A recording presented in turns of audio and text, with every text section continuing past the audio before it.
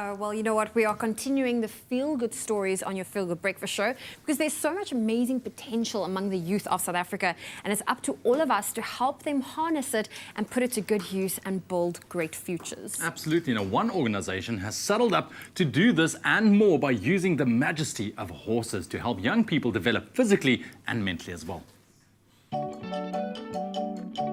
The things that I enjoy about horse riding is that, it takes you out of the streets, number one, if you're living a difficult life, you know what I mean? And when you're with horses, that's your time. There's nothing else that really matters in the world. And I mean, these are really, really beautiful creatures, and you do strike up a bond with them, and not only on one side, on both parties. The Shumbashaba Community Trust is all about horses helping people. They restore a sense of purpose and self-worth through therapeutic riding and skills development in their sports training program. Back in the day, when I started with the vaulting, I used to work with the Soweto kids. So over here, I wanted to come around and see what the program is about here at Shumbashaba, what they do. And I saw the incredible work they were doing with the kids. So I thought to myself, what else can I do to just to give my time to come out here and teach them something that they don't have over here.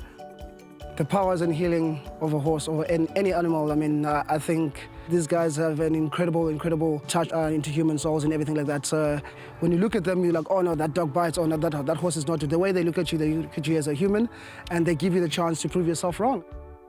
Based in the Diepsloot community, Shumbashaba promotes education through equines, and their vaulting training has 2 Diepsloot youth competing at the World Championships this year.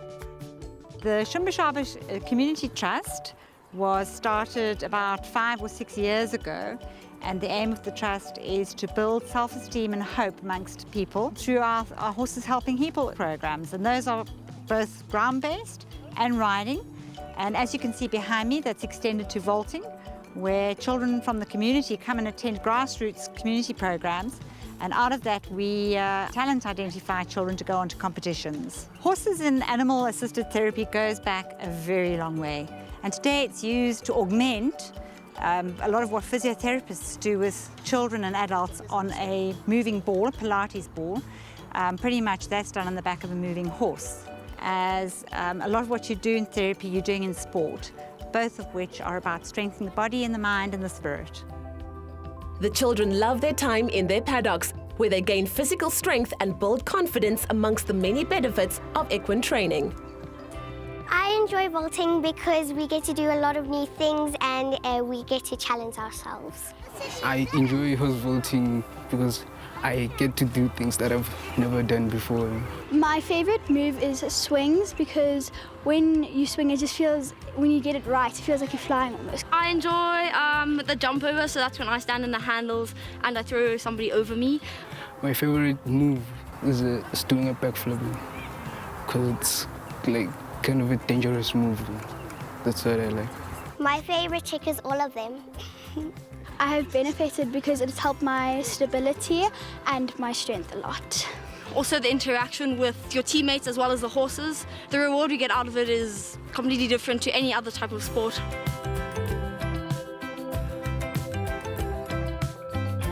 The response to the work that the coaches have been involved in this project has been fantastic. My aspirations for the future, I just want to bring South Africa on the map. The Europeans are really good at the sport, and that's where it comes from. I want to be maybe the first South African coach to make the top 5 or to be in the podium. That would be really, really good. And we have the tools, we have the horses, we have the fantastic vaulters, phenomenal kids that we work with. So yeah, I think I'm going to stick to it as long as I can, and we're going to make South Africa one of the top vaulting countries out there. With great devotion to the animal and the riders, this initiative isn't horsing around and is helping young South Africans to reach their potential physically, emotionally and spiritually. Beautiful initiative, and welcome back as we head into the wild. So now we've seen proof of this in terms of the videos that are circulating online. Are animals becoming more aggressive? It would seem so, but it might not be the case. The wild is the wild. And do we have anything to do with this drastic change in behavior? Or maybe it's the weather. We just don't know. So Julia Wood, manager of the Biodiversity Management Department for the City of Cape Town, is here today to talk about human-animal conflict in particular and exactly what is causing the change in behavior, all this behavior in our animals. We're going to focus, yes, on the story that we've already broached, but I'm really interested to find out about our cities, our growing metropolitan areas. So, Julia, thank you so much for joining us. Love what you and your team do, and I'm sure you're very busy at the moment, but let's quickly focus on that story that we've just seen now with the two hippos killing a rhino, essentially, and that is a dramatic, almost traumatic video to watch, but it does highlight the fact that this is the wild. Is the drought, is the weather, what do you think is exacerbating that situation right there? Well, there's many factors, and this could be, and it is a rare occurrence, and it could be just, it could be as a result of many factors. Obviously, obviously climate change is making things drier, but the big thing is habitat fragmentation. That's having a much bigger impact on animals because, and especially in the city, where we actually sort of starting to develop into natural areas, and it displaces a lot of species. And especially in Cape Town, you start sort of interacting and living with species that actually live in green belts, like the Constantia green belts, like the caracal, the porcupine, the genet. Otters, you know, so there's actually a lot more wildlife that live in the city, and we don't often necessarily see it, but it's there, and I've been absolutely amazed about within the city, and for example in Cape Town, where we have very rare animals and very rare plants. Some species only occur in the city. So it's really important for us to realize how important Cape Town and how important biodiversity and in the rest of South Africa. So it could be as a result of the drought, it could not, that conflict, but probably the biggest thing that animals are facing at the moment is actual fragmentation, and the migration routes have changed, and we have much smaller areas for animals, and this just displaces them. Is there a voice for the animal in terms of moving forward? Because it doesn't seem like, I mean, our cities are only going to get bigger. Absolutely. What is the answer? What is the next step? Are we going to be in a position to protect these species? Certainly here in the Cape, very precious, limited species. Absolutely. What is the way forward? Well, the first thing is South Africa has done a lot of conservation planning, where they've looked at protected areas. They also looked at protected areas and what is adjacent to protected areas. So, for example, if you have a protected area completely surrounded by urban area, you have less animals that can move in and out, whereas if you have a protected area and some adjacent land where animals can move, for example, you know, agriculture land. So South Africa has done a lot towards actually producing maps, you know, and making sure that that we can try and conserve protected areas and also conserve some of the migration corridors. And I also know, you know, some of these big frontier parks as well as part of that. But specifically in the city of Cape Town, we've looked very much at trying to conserve areas that can conserve our very rare vegetation, but also provide some of those routes for animals and mammals. But often you have to intervene to move the animals around. For example, our gracebook, they become very fragmented in our tiny and you need them to be able to breed and meet each other. So what we do is we do game counts, and then we actually move the animals, and we've got permission to move the animals between our spaces in the city, you know, sort of to move them around. And for example, like we've got a small hippo population at Rondaflei, which is sort of near the False Bay coastline.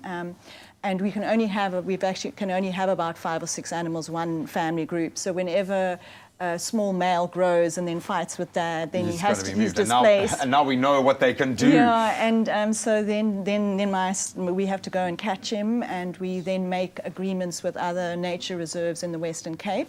So it really and move them off, and then we have these agreements about, and usually the animal remains our property, but then we agree to loan animals and that. So we do quite a lot of that, and that does help.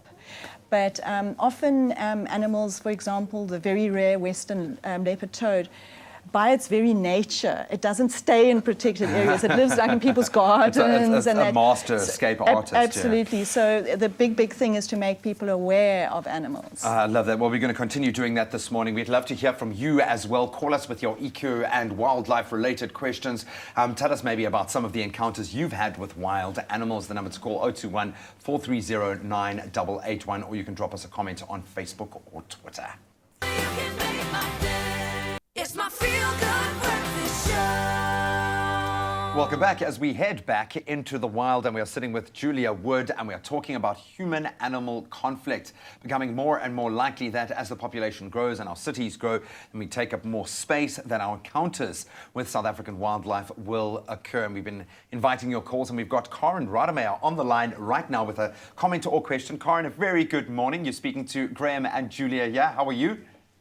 I'm very well, thank you. How are you? I'm fantastic. Loving this conversation this morning. We've got a real pro and expert on our couch this morning. But do you have a question or a comment for us? Well, I was contacted by our team because we've got a young man who made it through 16 days of salt fires, and I don't know what all. Cody, our pony, has become quite famous around South Africa. He's a burn victim of note, and we've just been wondering how on earth he managed to cope out there on his own. Where exactly did you find him, and what condition was Cody in when you found him? He was in a shocking condition. I would never have recognized him. He had extensive burns to his face.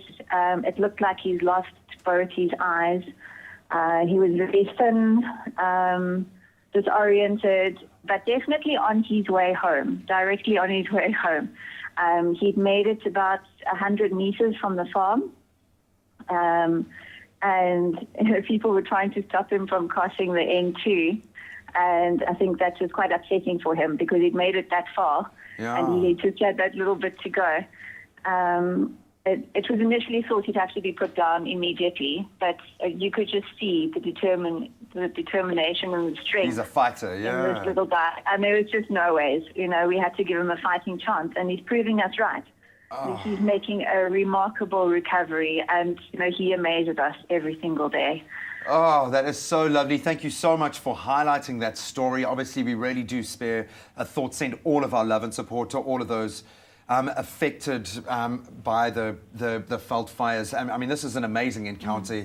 Yeah, obviously in very extreme circumstances. What encounters have stood out for you in your experience? Anything jump to mind? Yes, well, the big thing, and I think we can actually just carry on from the discussion we're having, we live in a fire-prone environment, and we are going to have fires. But the big thing that is very stark is when it's indigenous vegetation without alien vegetation. The fires burn very fast. They burn, very clean. They burn and out, obviously that was a domestic animal, but usually wild animals manage to either escape, they find refuge, they bury themselves in the ground, they run, they flee, and there's very few animals that get caught. But especially a lot of the fires like Knysna, which had lots and lots of invasive vegetation, and invasive vegetation burns like often 10 times hotter, and it becomes very messy and stuff. And that is often where animals and domestic animals, but often wild animals get trapped and they can get burnt as a result or get some injuries. And I think it's very, really important for us, and I know the Knysna municipality in Eden, they are looking at, and in fact where we had our fires in 2014, it just brings up the stark thing that we live in a fire-prone environment, but we need to protect our indigenous vegetation, and we need to be very careful of planting aliens because, because then it starts making the situation far worse, and it can actually be life-threatening as well. So, sure. Incredible stuff. We've got another caller on the line. Michael, a very good morning. Good morning, sir. I'm phoning from Hermanus. I'm just trying to address the baboon problem. Okay. We have a virtual fence, which is lions roaring and leopards, and it's not working. We know where they are, but what my proposition is that it's a fire break. Come, provide them with local food. which is it's a ground cover that actually helps the fire break. And just stop them in their tracks before they get down to the rubbish bins. Okay, I see what you're saying. So this obviously is something here in the Cape has been around for a long time. Huge, yes. And I mean, and again, we have moved into baboon areas, you know, so, and especially baboons, although they will go up at night to sleep, they don't generally live high in the mountains where the food the fynbos is not as productive. They actually like to forage more kind of on the granite soils where it's more productive. And of course, this is where they encounter humans because that's where we've expanded our urban area into. So the baboon issue is a big problem. And I agree with the caller is that some animals, it's very difficult to live with them because baboons, they steal food, they become aggressive.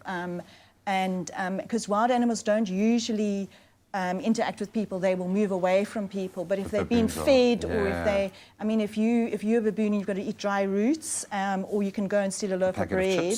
Wow, you know. But I agree, the big thing is to try and keep them out of the urban area. And there have been things in some areas like Gordons Bay. We've done the virtual fence where you say that they can't come beyond this point, and it's worked very well. But there's obviously other places that it doesn't work as well. So we need to look at a whole lot of alternatives. But the big thing is to try and keep them out of urban areas and try and keep them wild baboons and not eating human food. And that's the big thing. And it's always going to be a conflict. And I mean, I know baboons are persecuted right across Africa. And it's really, really important for us to try and keep baboons wild. I'd love to sit with you in time morning. You and your team at the Biodiversity Management Centre, what you do for the city is amazing. Thank you so much for taking a time out today. Thank you so much to our callers this morning. A truly unbelievable excursion into the wild today. But do a little trolling online. There are some amazing videos out there. Educate yourself, educate your community on these encounters with animals. We all have a role to play.